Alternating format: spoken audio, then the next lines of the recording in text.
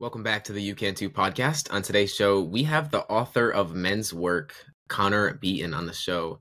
I'm more than excited, like I said a minute ago, to dive into your story and to dive into your mission on this earth, because I think at the beginning of your book, as you say, that a man's work begins with pain. And I think so much of this, we try to suppress it. And I think in the world that we're in, that's what we're taught to do. So I'd love for you to dive, starting there, really, how can we build a better relationship with our pain as a man? Yeah, good question. I mean, I think, many of us, one of the things that I write about is that many of us as men are taught that there's strength in suppression. Right? We're sort of taught two things, either directly or indirectly growing up. Number one is what I call the one rule of men, which is very similar to Fight Club, right? Fight Club, you don't talk about Fight Club, that's the one rule. And the one rule of men is you don't talk about what it's like to be a man who's struggling or suffering.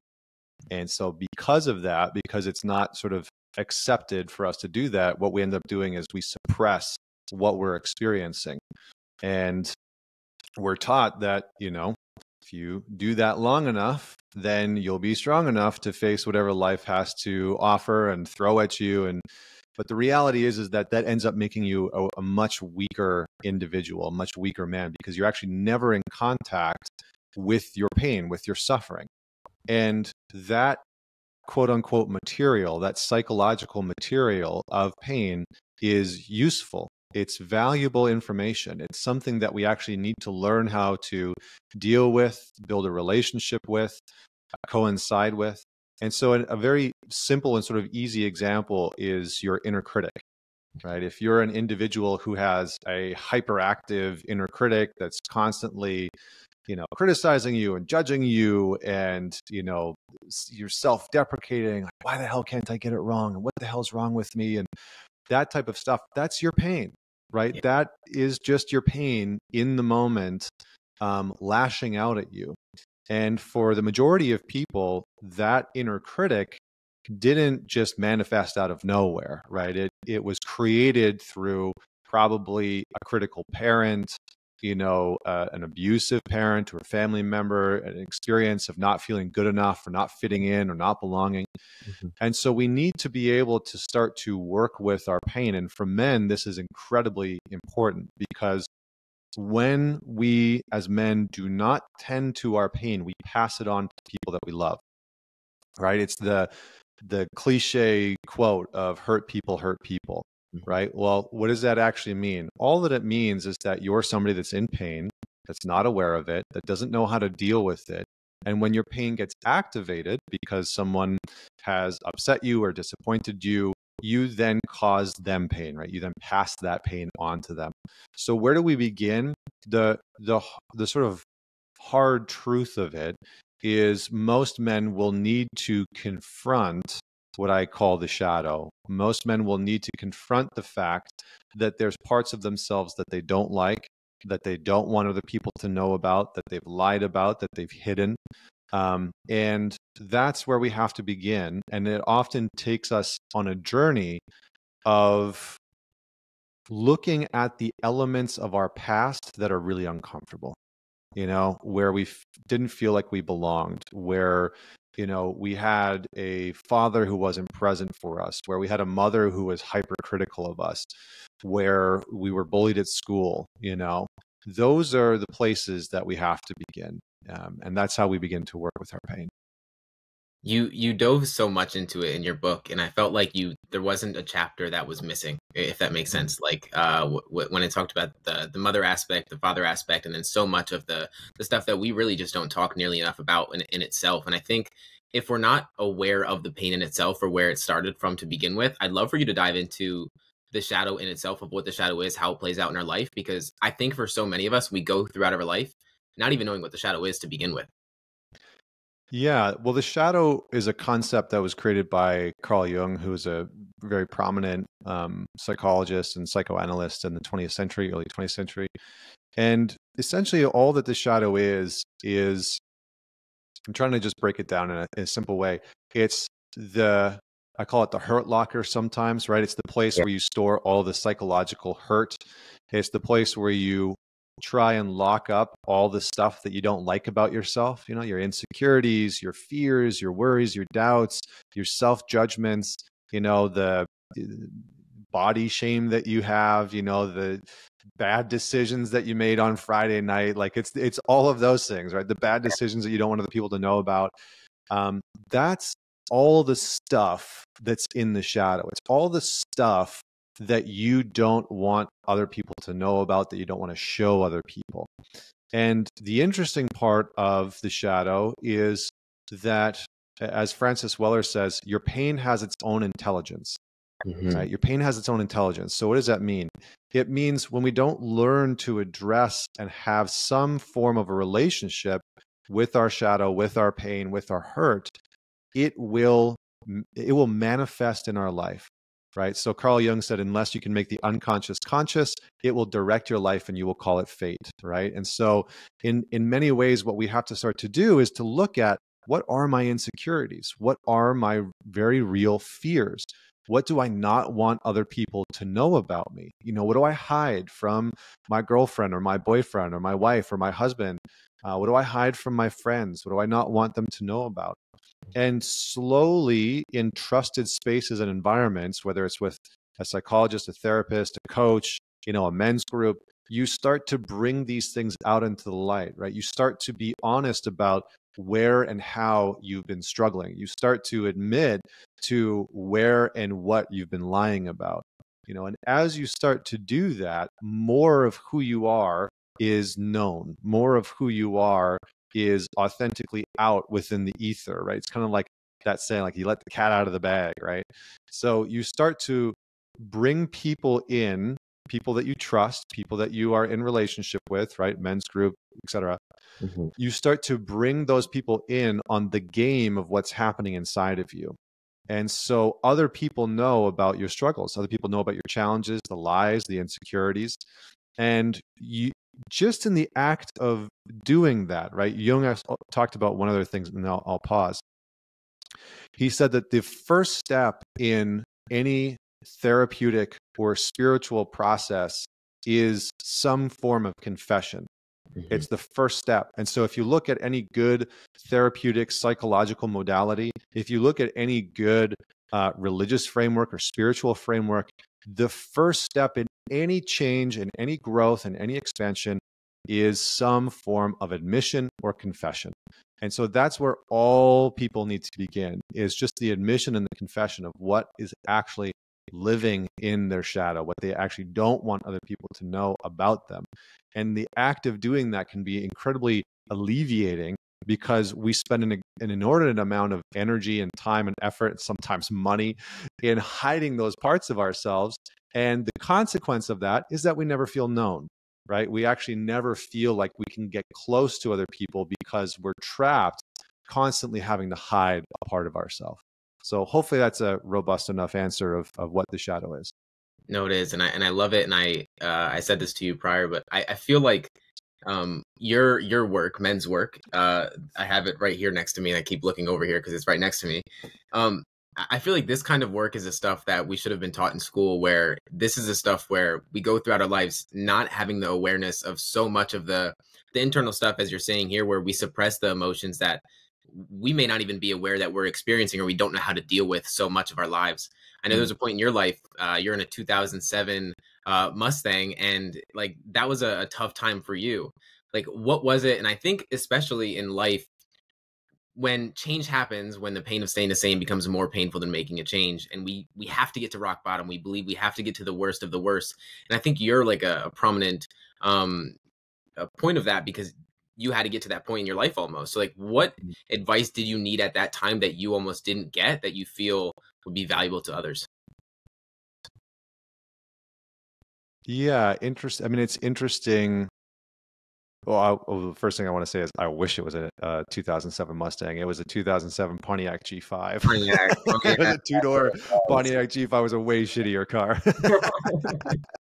I just didn't want to, have this illustrious vision painted that I was living out of the back of a Mustang. No, you're good. You're good. I don't know why. Yeah. So, can you frame the question again? I lost the tether with the joke about the car. Yeah, absolutely. So the question was like, what advice did you need at the time that you didn't receive? I mean, the simple part of it, you know, I see a lot of men specifically. Women do it too, but I think men have a much greater predilection towards self-destruction, just the way that we're built, our framework, you Yeah. know, the sort of more however else you want to, like, whatever else you want to pull into that, right? Masculinity, etc. But we have a much stronger pull towards self-destruction and self-destructive behaviors. And so because of that, many men have bought into this notion that the only way that change is going to happen is if they bottom out. And some men are unconsciously convinced, like I was. I could see that I was going to bottom out. I could see that the lies and the cheating and all of the bullshit that I was doing was going to lead to a really hard bottoming out. And yet I couldn't stop myself from, or I thought I couldn't stop myself from moving that direction. And so I think the simple and very challenging piece of information that I could have used was, you're not going to want to change. Not changing is playing it safe because you know it, right? Sabotage is playing it safe because you know it. And the brutally hard thing to do is going to be being honest about what's actually happening. And you're not going to want to do it. And the encouragement to do that. You know, I had a mentor after I bottomed out who said, sometimes you just need somebody to believe in you more than you believe in yourself. And that sort of radically changed the way that I looked at things, because I didn't have that. I didn't believe in myself. I certainly didn't have people in my life that really believed in who I was or what I was capable of. And so if I had had somebody there in my life to say, listen, you are not going to want to change. Every single part of you is not going to want to change, but you can choose to do that. And I think the other piece is that our brain is literally wired to not change. Mm-hmm. It is wired as a pattern recognition machine to keep us safe. That's how our brain is designed. And so what that means is that our brain is constantly working to scan our environment, our relationships, our work, to try and find the patterns and the data that it can predict. And once it does that, it will try and make decisions, force us towards decisions that are predictable, even if those decisions are negative, are not good for our lives, are not good for our relationships. If they are predictable, our brain will move us in that direction. And this is why I say, and this is, I mean, maybe this is the real answer, which is that self-sabotage is not about being out of control. Self-sabotage is about being in control. And I thought mistakenly that I was sabotaging in my life because I was pursuing this being out of control. I feel so out of control. Da, da, da. No, I was sabotaging because all of that was comfortable. The lies were comfortable and known. The infidelities were comfortable and known. I always knew how I was going to feel, even if it was like shit. Even if it was shaming myself, I always knew how I was going to feel. I knew the whole cycle. What I didn't know was what was on the other side of the truth, right? I didn't know what would happen if I actually said, hey, I've been struggling in X, in this way, X, Y, and Z. I've been lying about X, Y, and Z. I've been unfaithful, with this person. I didn't know what was on the other side of that. I couldn't predict that. My brain couldn't map it out. My body didn't want to move in that direction. But my heart and my soul in some ways were like, can you just please like take a right turn out of the bullshit, And so I think that's the biggest thing that I probably needed to hear, was that I was sabotaging to stay in the comfort zone because it was known and it was safe. And that's very counterintuitive to how modern culture, therapy, and personal development looks at self-sabotage. But I have found it to be unequivocally true time and time again for everybody.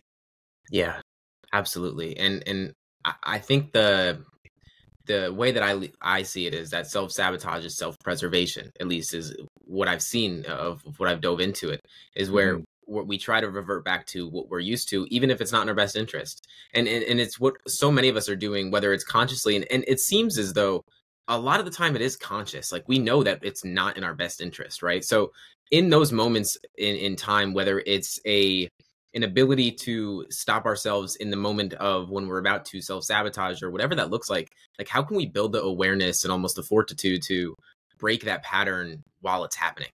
Mm-hmm. Part of this is about your willingness to condition yourself to the unknown. Mm. Are you willing to not know what's going to happen, how things are going to unfold? And are you willing to soothe yourself, comfort yourself that you will be okay regardless of what happens in that unknown trajectory? Mm. The majority of us have learned that not knowing was a very dangerous place, right? Not knowing how mom and dad were going to respond, whether you were going to get hit or yelled at or, screamed at, whatever it is. And so for a lot of folks, the not knowing how things are going to play out is the dangerous part that your brain is trying to avoid. And so in some ways, it's really about having the awareness of what that pattern is. Most people, when they come to work with me or they join one of our programs or whatever it is, and I say, write out the cycle of your sabotage, they can do it in detail. Right? It's like, well, I do this, I feel this, I call that person, I do this drug, I feel that way, I wake up the next morning, I feel this way, I talk to myself this way, I say these things to myself, and then the whole cycle starts over again. And so I say, okay, where can you interrupt that pattern? Because these are just patterns that are playing out in your life. And so if you can define very articulately, if you can write out the pattern, write out the cycle that's taking place, and then you can choose some interruption points, right? Where can you interrupt that pattern? And consciously be aware of that. So when the pattern shows up later that day or tomorrow or next week, you can be like, oh shit, here it is, right? I'm in the middle of the pattern. This is the spot where I can make a different decision. Okay, what is that other decision? Well, it's not calling this person, right? Or it's calling this person instead. Right? It's calling my buddy and saying, hey, I'm about to text this girl. Like, I know I shouldn't do it, but like, dear God, please, like, tell me to put the phone down, right? So it's about finding these interruption points. So one is having the awareness of the cycle. Yep. 2 is creating interruption points in the cycle or the pattern. 3 is executing on that. And 4 is executing on the interruption of the pattern needs to be relational. And I'm going to tell you why. Most of us try and get through these bad patterns, these sabotage mechanisms completely solo. And we buy into this notion that we shouldn't need help, that we should be able to figure it out by ourselves, and that if we need support of any kind while we go through this, it means that we're broken. It's a sign that we're screwed up even more than we thought, and we're a failure.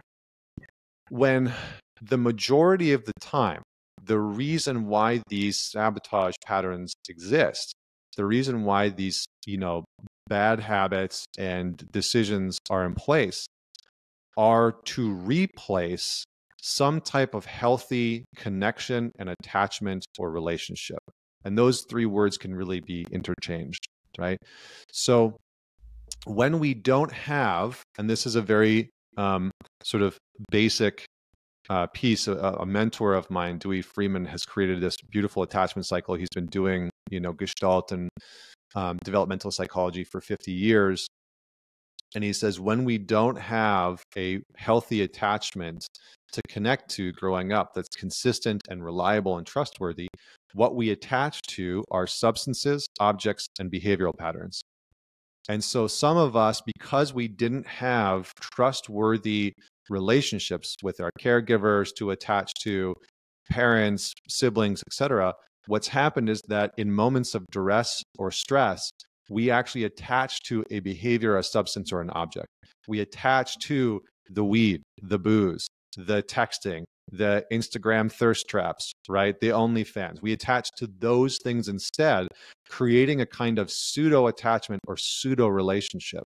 And so part of breaking the cycle and the pattern is actually being able to reconnect to other people and have those relationships be trustworthy, solid, reliable, and dependable.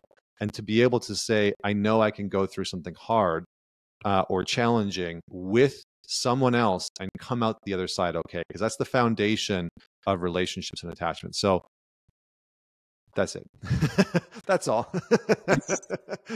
Just it's like, I like that I just like laid it. I was like, here it is. And it's brutally hard, right? It's like this, like, I'm not going to sugarcoat it. It's brutally hard. And you're going to need to do it dozens, if not hundreds of times to shift it in the right direction. I've seen hundreds and thousands of men trying to like quit porn. And the reality of it is like, it takes time. It takes a long time. It's often not like a one and done situation. So I don't want to make it sound trite or light, when I lay it out like that. And it isn't, right?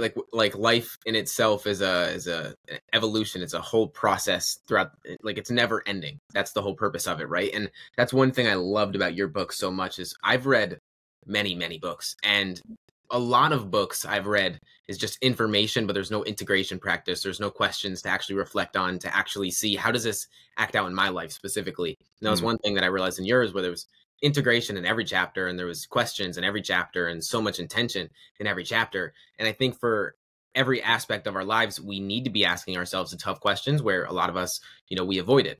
And so I know for you, there was a 70-year-old that was a mentor for you, and whether you could pay him or you helped him out, that was someone that was in your life. And I believe in that sense as well. I think we have this belief that whether it's I need to be able to do it on my own, or whatever the belief is, we have a resistance to receiving help, or even seeking out help, even more so, and paying for it or seeking out. So what was that relationship like in the beginning for you, and how did that evolve over time? How did that really help you become the person that you are today? Yeah. Well, I just want to say that, there's such a, I don't even know how to say it, but there's such an arrogance to this notion that you as an individual, that we as individuals should be able to move through our own, behavioral patterns alone. And it's almost grotesque in our culture now, to the point where people are encouraged to atomize more and more and more and more. And we don't need more atomization. We need more relational frameworks of healing, period. So I just want to make that really clear, because if somebody is out there preaching an atomized version of healing, my belief and my framework is that they're not moving you in the right direction, period. Like I just don't believe that. And maybe you'll get some value out of it. Maybe it'll help. Maybe it'll, you'll be able to feel more empowered and more confident, all of those things. But the reality is that any therapeutic, psychological, spiritual modality is about connecting you to a broader, more collective orientation. It's about allowing you as a human being to understand that you belong, and to be able to contribute to that sense of belonging to the collective, right? To community, to your family, to your friends, etc., and to allow them to contribute back to you. So I just want to say that, because I think when I look at the therapeutic industrial complex that is on Instagram and within our modern world, and TikTok and YouTube, there's a lot of content that is very much promoting this hyper individualized notion, or it's promoting mentorship because they're trying to sell you into a $50,000 program. And that to me is a little disgusting. I talk about mentorship not because I'm trying to funnel people into some mentorship program. I talk about mentorship because it has radically altered the trajectory of my life. Yeah, 100%. And I have a mentor today who's 73 years old, Dewey Freeman. He's absolutely amazing. He's a friend. He's a colleague. We work together. But I'm not mistaken that he is a true, honest to God mentor. Why? Because he has 50 years of therapeutic experience, right? I have 8 to 10. And even then, I'm not a therapist, right? I haven't gone to school. I like the apprenticeship approach. So that's a little side tangent. Apparently, there's going to be lots of those in our conversation today. Needed though, for sure. Yeah. But yeah, my first mentor was a gentleman named Bernard. He was in my life when I was in classical music. He was this little French Canadian guy. He bred Rottweilers and had just lived an incredible life. He really lived. Just really lived. Yeah. He had been a classical singer. He had run his own business. He had bred dogs. He had traveled the world. He had been trained in different forms of psychological and therapeutic modalities. And he's just a really incredible human being that was a true role model in my life in a period of time where I was very lost and I didn't know who I was. And I was trying to find some semblance of who I wanted to be in the world. And when my life sort of fell apart and I hit rock bottom, he and I had a few conversations, and he ended up just sort of opening his doors to me, and our relationship took on a very apprenticeship-based relationship, like a true apprenticeship, where I'd go spend a day with him and learn about Jungian psychology. And, in return, I would pay for his time when I could. And when I couldn't, I would work around his farm and help him, farm his asparagus and, chop wood and carry it and that kind of stuff. And so it was a really old school type of apprenticeship where I got to learn therapeutic and psychological modalities. I got to learn about Zen and Buddhism. It really was an integral part that opened up my eyes to a broader context of how we as people work, and all while being in relationship with somebody. I watched him be diagnosed with cancer. I watched him, struggle with it. I watched, he and his wife traverse the end of his life, and really trying to make decisions about what she would do, because she was, I think 15 years younger than him. So she had a, long life ahead of her, and what they were going to do with the house and the dogs. And so I really got a glimpse into what a true and sort of old school mentorship and apprenticeship was like. And it changed the way that I viewed, I'd been to therapy, I'd hired a coach and all that kind of stuff, but it changed the way that I viewed those things, and put a value on being in relationship with people. And so it's hard to sort of quantify the value of that relationship. But I think in some ways it put me on the path of, when I'm 70, I understand what I'm going to be doing in my life. I'll be supporting young men. And everything in my life up until then is a kind of preparation of what's to come. That maybe if I have lived right, if I've lived life in a meaningful way, I'll have something to offer young men when I'm older, if I'm still around, and I'll have something that I can pass on, some kind of nutrient or, psychological nutrition that the younger generation needs. And I think in our current times, we have a lot of older people, but we don't have a lot of elders. And he was a very true elder, and I've been fortunate to have a few of those in my life. So hopefully that answers some of your question.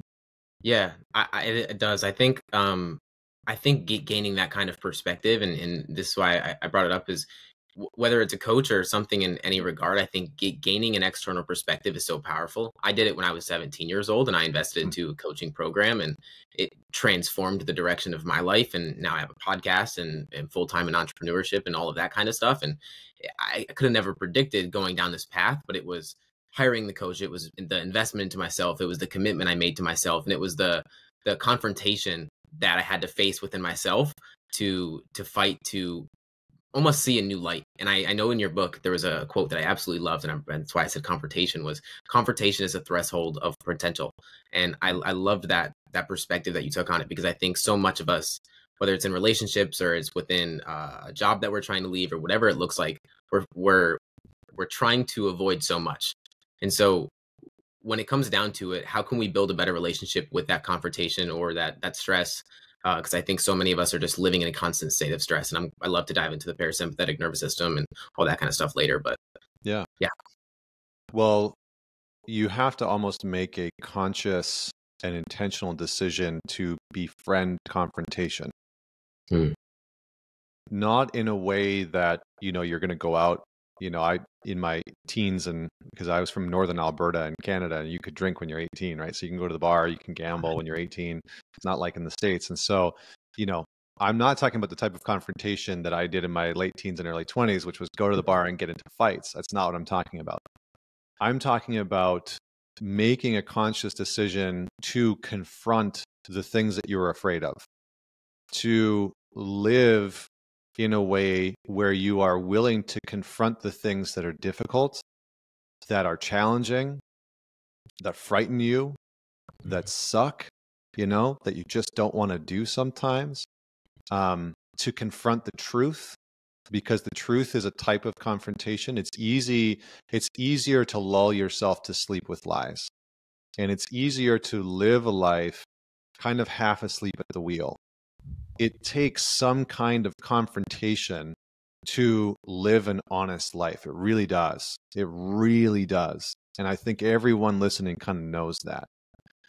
So what it looks like is, one, making a very conscious decision that you are going to befriend confrontation. And you might want to sit down and ask yourself a very simple question and do some journaling, which is, what do I need to confront in my life? Super simple, right? It's like, oh, well, I need to confront the fact that my finances are shit. I need to confront the fact that my girlfriend and I probably aren't going to work out, but I've been avoiding the conversation of actually breaking up with her, because I don't want to hurt her feelings. Or, oh, I don't want to confront the fact that I've been lying to my buddies about, wanting to go out to the bars and getting shit-faced on the weekend. I'd rather, whatever, go play hockey or something. You can tell that I'm from Canada. So sit down and ask yourself, what do I need to confront in my life? And then start writing about it. Start making a bit of a list that's going to provide direction for you to execute that confrontation. And then second or third, I don't know where I am in my sort of points here. Probably lastly is enlist somebody to go on that journey with you.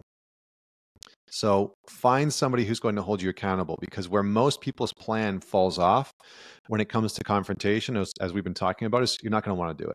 Yeah. You're really not. You're just going to want to stay in the comfort zone, turn on Netflix, watch YouTube, and tune out of the real conversations, the endings, that need to happen in your life. So enlist somebody to go on this journey. Whether or not they're going to do the exact same with you is up to them. Or if they're just going to hold you accountable and you have a weekly check-in of like, okay, here's the conversation I need to have now. Here's the decision I'm going to make now. Here's what I'm going to confront today. And maybe you have one confrontation every day, right? Like one of the things that I like to give to people, it's all the rave now, right? Which is cold plunges and cold showers. It's like, that's a form of confrontation. If you don't like taking cold showers, that is a confrontation. You're confronting doing something hard that you don't want to do, that you will benefit from, right? Your body, your mind, the dopamine release, you will benefit from it, period. So that's a very sort of simple framework that you can use. Ask the question, write it down, enlist somebody in holding you accountable or going on that journey with you, and then begin to execute and watch your life change. It really is so simple, and it sounds so simple, right? But we either overcomplicate it, or again, we don't seek the help that we need to actually stick through it long enough to actually make it sustainable and really dive deeper. I think we'll ask why, but we don't ask why 4 times to actually get down to like the core of why it's happening. And there's a point of your book, and I'm going to bring up like 1,000 quotes, I feel like, because just so much resonated with me. But pain points you to where you feel a deep sense of lack and shows you what actions can be taken to grow or heal. And it's essentially what you just said right there, is where we're trying to avoid it, but as soon as we actually face it is when it's going to point us in the direction when we actually ask ourselves the right questions. Mm-hmm. If you could have a question by your bedside table and you had to answer it every single day, what would that question be for you? I mean, probably in a very simple way, like, just, did I fully live today? Or did I live fully today? Like I think my answer for that would probably be different if it was 10 years ago or even 5 years ago. The Yeah. question would probably be different, right? It probably sounds something like, were you honest today? Did you tell the truth? Um, did you confront or do something meaningful? Right. But it's kind of, morphed and evolved over the years into like, did I fully live? Did I do something meaningful, today? Did I have a meaningful conversation? Did I have a really was I fully present with my son, right? I have a 2.5-year-old son. Was I just immersed in the moment with him, with no distractions, with no phone or any of that other BS? Was I just like fully with him? Because for me, that is living. When I can bring my presence and my awareness to the people that I love and I love spending time with, that's a sense of fully living. And so that would probably be the question that I would put on my bedside to really journal about and reflect on in a meaningful way. Yeah. I love asking that question because I think questions direct the quality of our life. And if we can ask ourselves better questions, we're going to get better answers and it's going to lead us down, that path of a life Mm. more of purpose. And in your book, you talk about how I think a lot of us, especially in the world that we live in today, we'll see people like Jocko Willink, we'll see people like Jordan Peterson, we'll see these broad people where discipline almost seems like a form of punishment, or at least that's the lens that I think a lot of people see it through. And I think where you're seeing it is we're trying to change discipline, at least to reframe it as, instead of punishment, we see it as a practice. How were you able to make that reframe, and when did you decide to make that reframe in your life? Yeah, I mean, I don't think it happened overnight. Of course. Most people are looking for, back in my day, I had a Nintendo 64 growing up, and there was a game called GoldenEye, right? The James Bond. And in Mhm. the game, you could get a golden gun. It was a one-shot kill gun. I think Call of Duty has one-shot kill guns as well. But I think in personal development and healing and growth, people are often looking for the golden gun, right? The like one shot, I'll just do this one thing, I'll answer this one question, I'll make this one decision and everything will be perfect and change. And that's the illusion, right? That's the illusion that needs to be broken. Um, I think for me, my relationship with discipline was tumultuous for a long time, really long time. Um, because for me, growing up, discipline was a punishment. I wasn't very exceptional at much. I was a pretty average student. I was average at sports. Um, I didn't play any musical instruments. I was just an average kid. Yeah. And yet I didn't have a lot of structure and discipline, but when I got something wrong, I was disciplined, right? When I screwed up, I was disciplined, right? Yeah, like I don't know if I think I wrote about it in the book a little bit, but I experienced verbal abuse, emotional abuse, sometimes physical abuse growing up. And so a lot of that came on the back of me doing something wrong. And so I grew up to become a man who, when I did something wrong or got something wrong in my life, I enacted the same punishments, even if it was just verbally inside of my head, right? What the hell is wrong with you? Like, why can't you get this shit right? And that became pervasive in my life. And, there was just simple things that I really struggled to do. Like, I'm going to get up at 6 a.m. I'm going to start working out. Well, that just never happened. I'd hit snooze over and over and over and over again. And a lot of the times I was trying to pigeonhole myself into this version of what I thought discipline should be, right? I remember when I first started this journey, I think I was reading Robin Sharma, the 5 a.m. dude and 4:30 a.m. and 3:30 Exactly. as like Yep. it's like everybody's fucking. I saw Tom Bilyeu talking about like waking up at 3:30 in the morning, it'll change your life. I was like, how goddamn early are we going to wake up in order to live our best selves? Like, this is ridiculous now. Anyway, Yeah. tangent aside, I remember reading Robin Sharma and listening to Tony Robbins and thinking to myself, okay, I have to get up at 5:30 or 6 o'clock in the morning, and I have to do yoga and I have to stretch and I have to do these things. And I created this schedule, and it just became the next thing for me to punish myself for, because I wasn't aiming at discipline. I was aiming at perfection. And that's what most people are actually talking about when they say, oh, I want to be more disciplined. Internally, if you ask a few questions, what they're actually saying is, I want perfection. I want to be rigorous and routined and hyper rigid, and I want to wake up every morning at the exact same time, and I want to live like Jocko Willings. And for a lot of people, it's not authentic to who they are. Like, I don't want that. What I know now is I don't want that at all. I don't care about that at all. It doesn't mean that I'm less of a man. It doesn't mean that I'm not as successful. It doesn't mean any of those things. What interests me is attuning to what I actually need in the morning, right? So I wake up in the morning, usually between 6 and 7.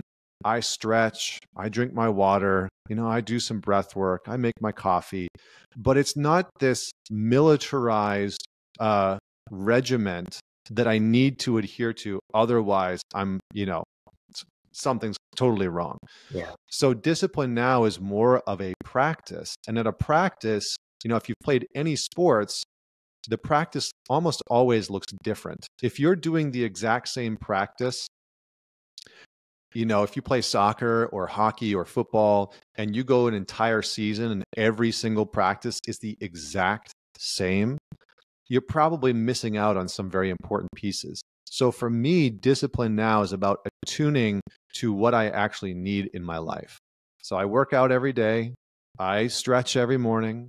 I will, do breath work and drink water and all the things that most people do, but it's not in this hyper regimented way where it's like, okay, I have to do this, this, this, this, and this. Mm-hmm. And that flexibility within the discipline, approaching it as a practice, and having some creativity. I remember going through a 6-month period where I had like a list of things that I could choose from. And so I would wake up in the morning, and that was way more engaging and way more exciting to be like, okay, what could I do this morning? Oh, I could do yoga. Oh, I could do, some workouts. I could do some burpees and go make my coffee. I could read this book. That approach opened up the door for me because it allowed me to be a little bit more creative. It allowed me to be a little bit more fluid. And that allowed me to engage with it in a way where it wasn't about rigid perfection. And for some people, that works magic. For some people, they can wake up 6 a.m., do the regimen every single day without fail, and it lights them up. It's like, cool, great. That just doesn't work for me. That makes me miserable.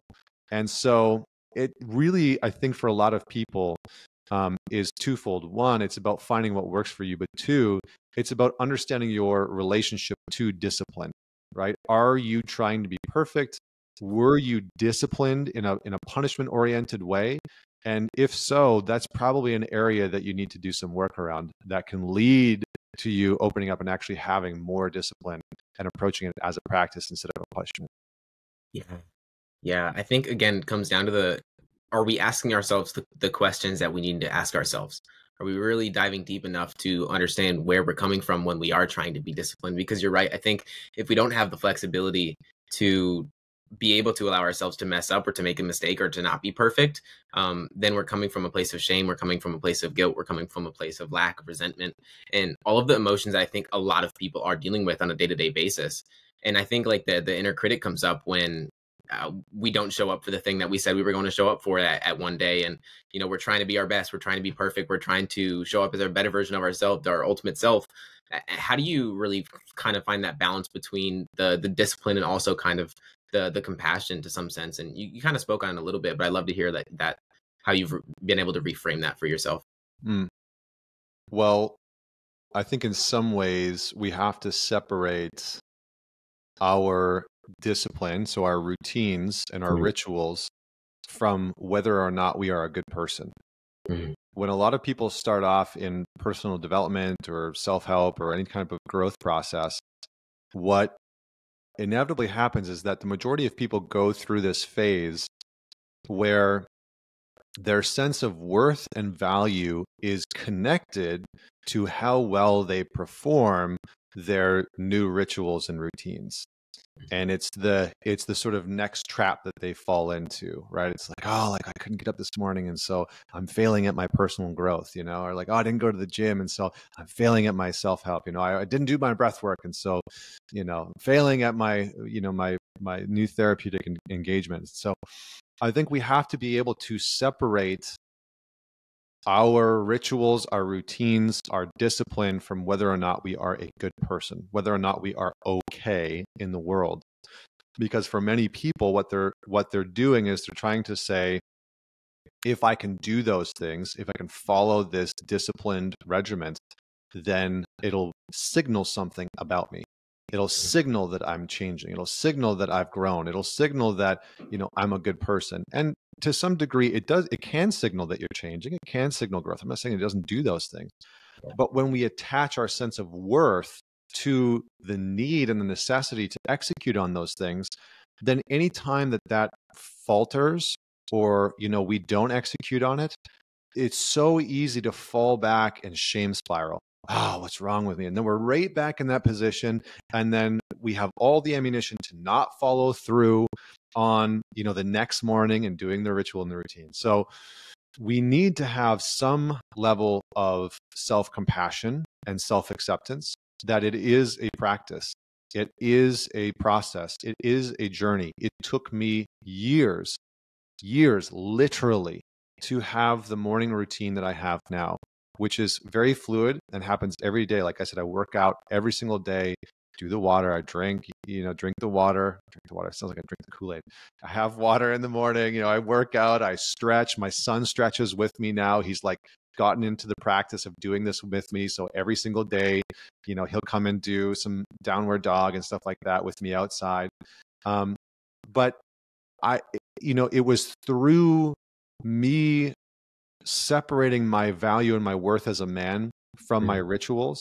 And it was me giving myself the grace and the compassion to say, I'm not going to get it right all the time. And if it doesn't happen, it's okay. I will still be okay. It doesn't mean I'm a bad person. And the world's not going to fall apart if I don't go do my 50 burpees this morning, right? Or if I don't do my cold shower. And the interesting thing is that the alleviation of that pressure has actually made it exponentially easier to execute my routines and my rituals. Because anytime that we are trying to force ourselves into some structure, the majority of time we're going to create more suffering than if we allow ourselves the grace and the space to get it wrong sometimes. Because for the majority of the people that are out there listening to this, that's likely what they needed growing up and didn't get. I didn't get that. There was no grace and space for me to get things wrong. The consequences were damaging, right? The consequences were sometimes abuse. And so the pressure that we can put on ourselves to get shit right sometimes is brutal. And so sometimes we just need to be able to give ourselves that grace and space, not to let ourselves off the hook, not to say like, oh, it's okay, I'll do it next week, or, but to just say like, okay, I'm learning. I'm in the process. I'm working the process. I'm working the plan, and I didn't get it today, and that's okay. I'm all right. Yeah. I think one reason, and it kind of leads me into my next question, is I think one reason that we struggle to do that is a lot of men believe that all of our problems are solved within our mind, and it only starts up top. And you talk about it in your book a bit, where I think that we need to get more in tune with our gut, with our intuition, with our nervous system. How do you believe that, outside of whether it's breath work or meditation, like how can we really get more in tune with ourselves to get out of this always state of being tense and stressed and putting so much pressure on ourselves? I feel that as men, we do very much. Yeah, I mean, that's a big, there's a lot of threads that we could pull out in there. I think, we're in this time socially and culturally where everyone is reactive, where everyone, the clinical term is dysregulated, right? Yeah. Where your physiology, your nervous system moves into a fight, flight, or freeze response, right? The majority of the time when people are, scrolling on the internet or replying to some post that they disagree with, they are just dysregulated. And they're reacting and they're projecting and they're deflecting, and all of this stuff is happening. And my belief is a fewfold. One, the most successful people in the next 10 years are going to be the people who can stay regulated, who can stay grounded, who can understand their minds. There's value to understanding your mind and pursuing some of what the Stoics were talking about, but that actually are in their bodies, that aren't just living in their thoughts. Because when you just live in your thoughts are, I mean, Sam Harris would have a lot to say about this, but your thoughts are just going to come and go naturally. And oftentimes they are a response to what you are experiencing in an emotional and physiological sense. Sometimes they're just nonsensical and they just show up, and and that happens as well. But more often than not, when you look at the structure of the brain-body relationship, right? If you look at something like polyvagal theory, the main nerve that runs through your body to your brain is called the vagus nerve. And 80% of the pathways lead up from the body into the brain, and only 20% lead from the brain down to the body. What does this mean? In simple terms, it means that your body will relay more information to your brain that informs your life than your brain will relay down to your body. Okay. So it means that most of the data, most of the information, a lot of the information that you are receiving about your life is coming from your body. And if you are caught only in your thoughts, you are not experiencing reality in the way that it actually is. You are experiencing a fractal version of your relationships with your partner, of your relationships with your kids, of receiving only a portion of the data and the information that you actually need about your business, right? About your career. And so we need to be able to tune into, how is my physical response? What is my physical response to any given situation? As I'm listening to this dude talk on the podcast, as I'm sitting in a meeting, with a new client trying to figure out whether or not I should work with them, et cetera, et cetera, et cetera. So we need to start to have practices that get us in touch with the sensory data of the body, because your emotions are just information, right? And important information. They shouldn't be completely disregarded. Sometimes they're wrong, and we can be honest about that, but they're still important information.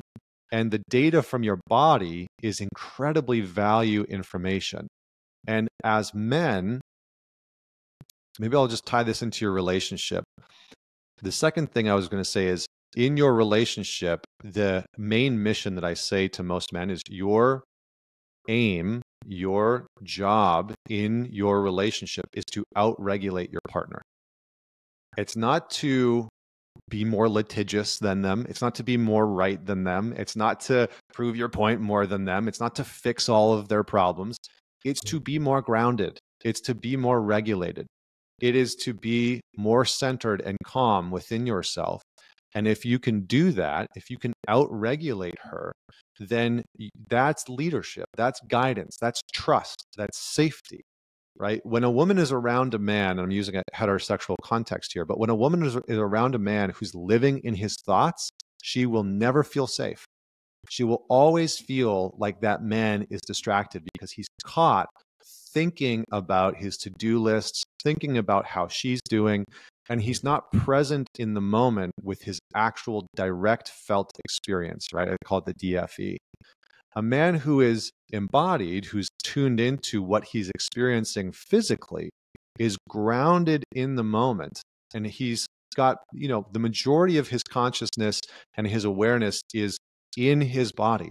And when he's able to do that, a woman will almost always feel safe. She will just trust him more naturally, because she won't feel like he's distracted with the constant onslaught of thoughts and thinking that are trying to hijack you as a man constantly. So I know that's a little bit of a side tangent, but how we do that, breath work, is a good pathway. Meditation is a wonderful pathway. Working with a good coach or therapist that can do proper somatic work, somatic emotional work as well. People that understand developmental psychology and attachment theory. All of those things are going to help you get into your body. My one sort of piece around this and everything that we've been talking about, and I'll pause because I know we're almost up for time, is you have to be willing to face the discomfort of any and everything of what we've been talking about. The biggest sort of hurdle that you're going to have to overcome is the discomfort. Because when you start to get into your body, you are going to start to connect with the emotions that you've been avoiding for years and maybe decades. It's just the reality, right? Suppressed anger, grief, sadness, embarrassment, shame. You're actually going to have to work through all of those things that you've been avoiding. And so that's the price, right? That's the price for admission to join the ride of being in your body and being an embodied man versus just walking through life as a series of thoughts that are completely uncontrolled. Which so many of us are doing, and Yes. that's why your work is so powerful. Kind of there's one last question I ask every guest that comes on the show. Yeah. Encapsulates what I'm trying to do with this podcast, and really I think it aligns a lot with what your work is trying to do in this world as well. The question is, what belief are you currently unlearning?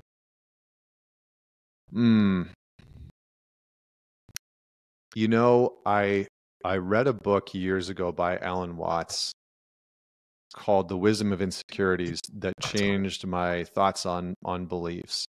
And he had 4 words in the book, which are beliefs cling, faith allows.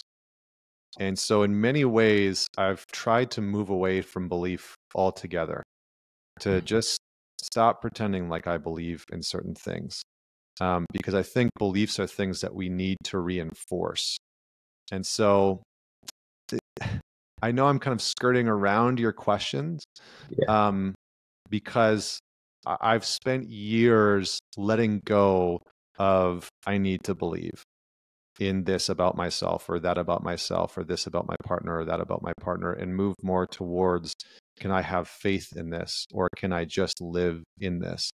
And so maybe the answer is I'm trying to let go of the belief that beliefs are important. That's really important. Really great for your time, Connor. Your book and all of your information will be in the show notes. Thank you so much for your time. Thank you.